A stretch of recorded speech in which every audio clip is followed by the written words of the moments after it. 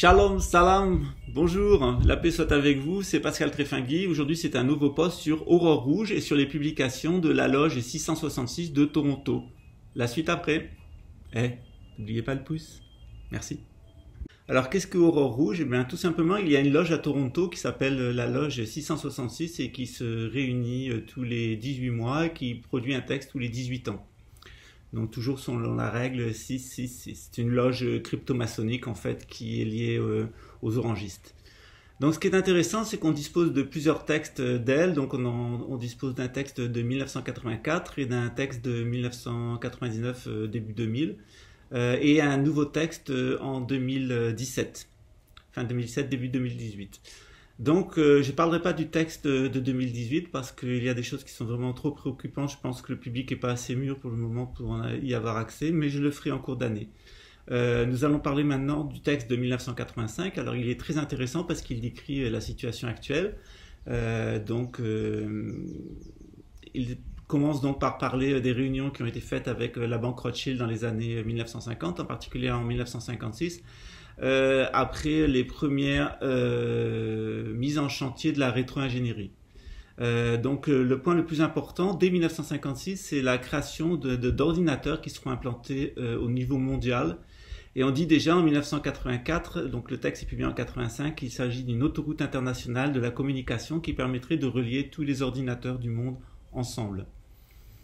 Donc l'objectif premier, tout d'abord, c'est de faire sortir le maximum de peuples du sémitisme, dit la loge, c'est-à-dire du judaïsme, du christianisme, du judéo-christianisme et de l'islam.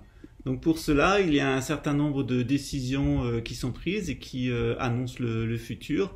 On a un certain nombre de points, je ne vais pas les détailler tous, mais je vais seulement parler des principaux. Donc outre cette création d'une autoroute de l'information, la loge nous informe que l'objectif en fait c'est de créer une société des loisirs, c'est-à-dire on est dans les années 50, là on passe aux années 80. Ce qu'ils veulent donc c'est un divertissement du peuple pour le détourner de la politique et de la religion pour pouvoir avoir les mains libres.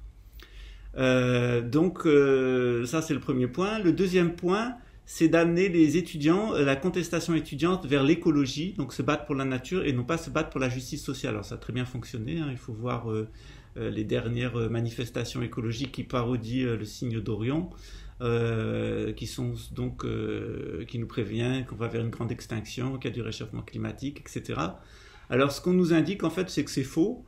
C'est-à-dire que la pollution environnementale, elle a été faite sciemment par eux, ils le disent.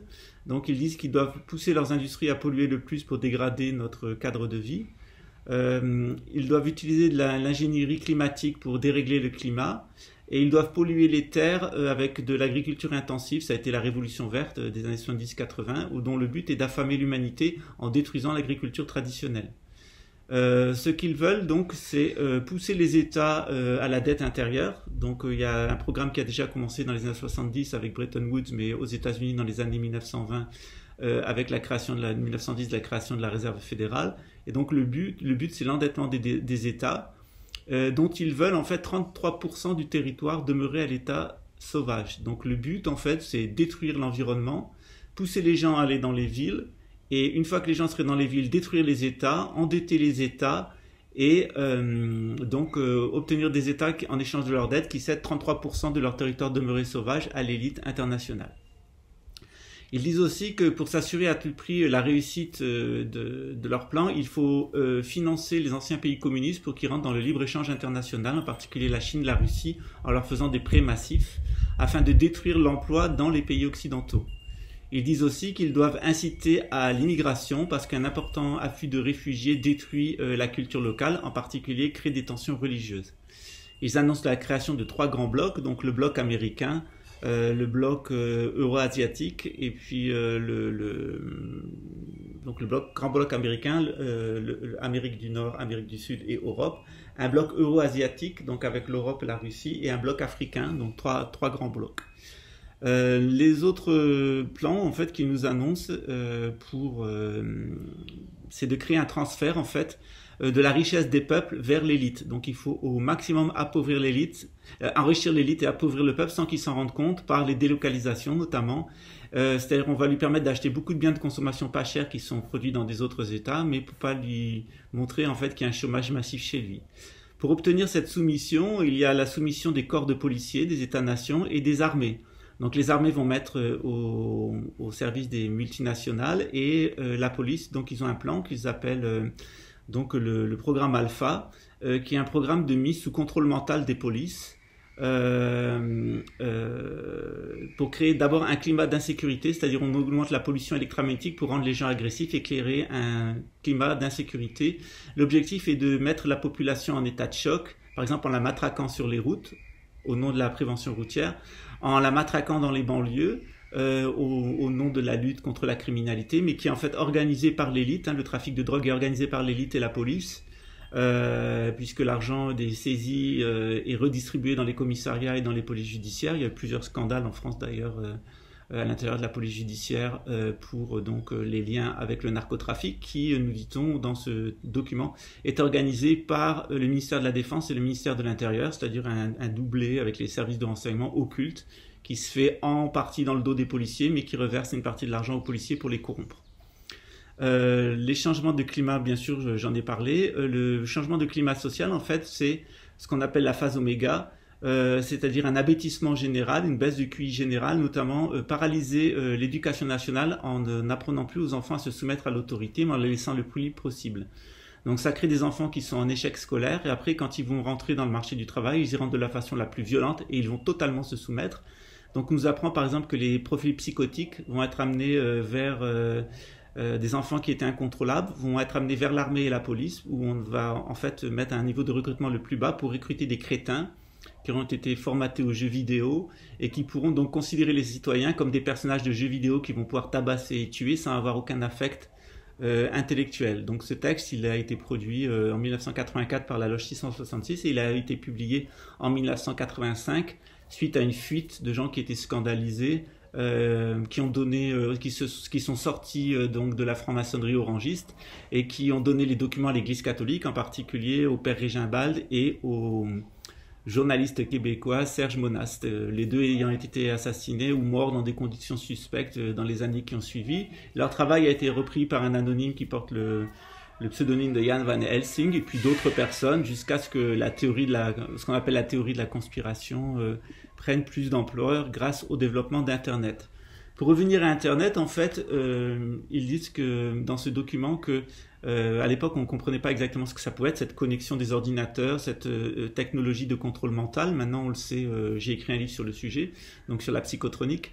Donc ce que nous apprend en fait, c'est que par les suggestions, par Internet, on peut arriver à identifier les individus et bien les connaître, on va les cibler et on va leur laver le cerveau avec des infrasons et des micro-ondes pour en faire des tireurs isolés, des tireurs fous qui vont tirer sur la foule ou des islamistes.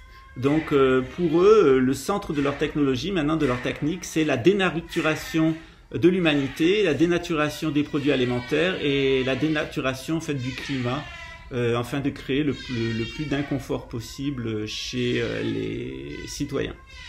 Donc ils nous apprennent 10 leçons comment pour manipuler la populace, donc qu'ils veulent amener à l'abattoir, mais ça sera dans les publications ultérieures de la Loge 666, donc le programme d'abattage et de transformation d'une partie de l'humanité en poudre de protéines solubles pour les survivants. On n'y est pas encore, mais là on en est à 10 grandes stratégies. Donc la stratégie de la distraction, distraire les gens avec autre chose, créer des problèmes, donc tous les problèmes, par exemple l'émigration, le problème climatique, le problème du chômage, le problème monétaire, de la dette, tout ça est créé par eux.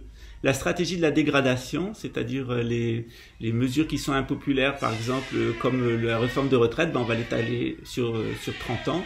La stratégie du différé, c'est quand on prend une décision de faire une monnaie nouvelle en 92 et qu'elle sort seulement en 2002. La politique qui continue à s'adresser au public comme à des enfants en bas âge, c'est-à-dire que le niveau de baisse d'instruction et de divertissement, on a de plus en plus de crétins. Et donc ces crétins, il faut leur parler comme des enfants en bas âge, en faisant appel, sixième technique, à l'émotionnel plutôt qu'à la réflexion. Il faut maintenir les gens dans l'ignorance et la bêtise. encourager le public à se complaire dans la médiocrité, donc en favorisant toutes les publications WhatsApp où on rote, on pète, enfin tout ce qui plaît aux bidochons de base, les programmes de télévision du genre Hanouna où on montre des crétins se comportant comme des imbéciles. C'est-à-dire il faut flatter le public dans la médiocrité, l'amener dans la médiocrité parce que c'est rigolo. Ensuite, il faut amener la révolte par la culpabilité, donc en permanence dire aux gens que s'ils n'ont pas d'argent, s'ils n'ont pas de santé, s'ils sont dans la situation où ils sont, c'est parce qu'ils sont stupides, ils sont cons. Voilà, donc en permanence répéter, marteler aux gens que le peuple est crétin, le peuple est un idiot. Et surtout pour eux, c'est connaître les gens mieux qu'ils se connaissent, c'est-à-dire par Internet, notamment par les réseaux sociaux, arriver à avoir un fichage très serré de chacune personne pour connaître son environnement culturel, ses réactions, son positionnement par rapport au système, etc. Ça a été utilisé par Cambridge Analytica pour manipuler les élections au Brésil, en Afrique du Sud, en Argentine, au Chili, aux États-Unis et en Angleterre pour le Brexit. Donc on a ce profilage donc militaire, il a été vendu au secteur privé, notamment cette société Cambridge Analytica, puisque le projet des militaires c'était de faire sortir la Grande-Bretagne de l'Union européenne, ce qui a été obtenu grâce à ce fichage des individus et la diffusion de fake news. Voilà, donc il s'agissait donc du programme Aurore Rouge tel qu'il a été conçu dans la loge 666, une loge crypto-maçonnique proche des loges orangistes du Canada, en relation avec le rite écossais des États-Unis et bien entendu la Grande Loge de Londres. Voilà, donc vous avez à peu près une annonce de ce qui se fait maintenant en 2019-2020, qui était déjà donc programmé depuis 1984. À l'époque, quand c'est sorti, le père Régin Bald, Serge Monas, moi j'en ai pris connaissance au début des années 90, on ne comprenait pas exactement tout ce dont il s'agissait, cette technologie de contrôle mental, la psychotronique, grâce à des gens comme Cathy O'Brien, on a fini par comprendre ce que c'est cette technologie, il y a des gens qui se sont mis à parler, et aussi pour Internet, en fait, on avait compris à peu près avec le Minitel ce que c'était. Et donc maintenant on sait exactement. Donc je répète que ce programme, il n'est pas mené par des juifs, il est mené par des anglo-saxons d'origine portugaise et eux-mêmes d'origine khazare, donc cette espèce de groupe de 13 familles qui sont des caucasiens. Ça n'a rien à voir avec les juifs, donc s'il vous plaît arrêtez d'accuser les juifs, ça n'a rien à, même s'il y a des juifs dedans, ça n'a rien à voir avec les chrétiens, même s'il y a beaucoup d'évangélistes qui sont dans ce groupe-là, soit sous la forme du marxisme, soit sous la forme du sionisme, soit sous la forme du fascisme, et ça n'a rien à voir avec l'islam bien entendu, puisque l'objectif donc de ce nouvel ordre mondial est de détruire la religion judéo-chrétienne, islamique, donc les trois religions des descendants de Sam, afin de créer une nouvelle religion qui, je l'expliquerai dans un autre poste, c'est en fait le retour au Tendrin, c'est-à-dire la religion des nomades originels, des Khazars. On retrouve déjà les grandes thématiques qui sont une religion mosaïque, créée à partir des déchets des autres religions. C'est déjà ce qu'avait fait Attila, par exemple, ou Gengis Khan, qui appartiennent donc à ces ethnies, à ces tribus de Caucasiens, de Mongols, de Turco-Mongols. Donc le culte des tours, comme en Géorgie, dans l'état de Géorgie en Europe. Donc les vapeurs de pétrole, qu'ils adorent la magie noire, la pédophilie, le massacre rituel d'une partie de la population, des Shoah, c'est un peuple qui a toujours fait des grands massacres comme ça de sa propre population. Ensuite un culte à tout ce qui vient du sous-sol, les excréments, et donc c'est un peuple qui était connu pour déposséder les gens qui passaient sur son territoire, emprunter ses vêtements, sa langue, etc. Donc ce sont des schizophrènes, une grande partie de schizophrénie dans la culture khazare, où on pratique en permanence l'inversion accusatoire, la dissimulation, la falsification, et on a derrière en fait un culte qui est un culte sataniste, c'est-à-dire un culte de l'adversité. Il faut faire payer aux gens leurs fautes, il faut créer de l'adversité, il faut être opposé à l'humanité, il faut tout orienter à l'envers pour amener l'humanité à sa destruction. Voilà en gros quel est le programme de Satellite et son orientation intellectuelle. Il faut savoir que la première victime donc de ce groupe-là, c'est donc le judaïsme qu'ils ont adopté, le talmudisme qu'ils ont adopté au 8e siècle dans leur royaume qui s'appelait la Khazarie, qui a été leur première victime. Leur deuxième victime, donc, ça a été les Portugais, en fait, le Portugal, qu'ils ont lancé à la colonisation. Ensuite, ils sont partis à la Cité de Londres, ensuite aux États-Unis. Ensuite, du Portugal et de l'Espagne, ils ont attaqué le Vatican avec des convertis talmudistes qui avaient le rôle d'attaquer le Vatican de l'intérieur. Ils sont arrivés à le faire tomber et en prendre le contrôle. Le Vatican à l'origine du capitalisme bavarois, hein, qui a été créé par un juif apostat, donc un khazar, qui a drainé les fonds qui étaient destinés aux pauvres, au salut des âmes dans l'au-delà, pour ouvrir les premières mines où les pauvres étaient embauchés pour les exterminer. Donc c'est tout ce qui est à la base du monde moderne, en fait, on le retrouve dans la culture de ce peuple. Alors on nous en parle dans la Bible sous le nom de Gog de Magog, dans le Coran sous le nom de Yadjuj et Madjuj. Donc on dit qu'à la fin des temps, ils seront libérés pour persécuter toute l'humanité. Donc leur première victime, ce sont donc les Juifs, leur deuxième victime, ce seront les chrétiens, et leur troisième victime, ce seront les musulmans auxquels ils s'attaqueront, jusqu'au moment où ils viendront détruire en fait les lieux saints de l'islam et détruire les lieux saints du judaïsme. Et je vous ai expliqué par exemple que la doctrine Samson était une doctrine qui avait été mise au point par les sionistes, que s'ils étaient attaqués par les Russes orthodoxes, ils feraient tout péter en Israël avant de partir, quitte à revenir faire une sorte de nouvelle croisade anti-islam. Voilà. Donc on a un programme qui est assez bien ficelé, qui est assez clair. J'en ai pas mal parlé dans mes livres, donc c'est pas pour les vendre, mais j'en donne beaucoup gratuitement aussi.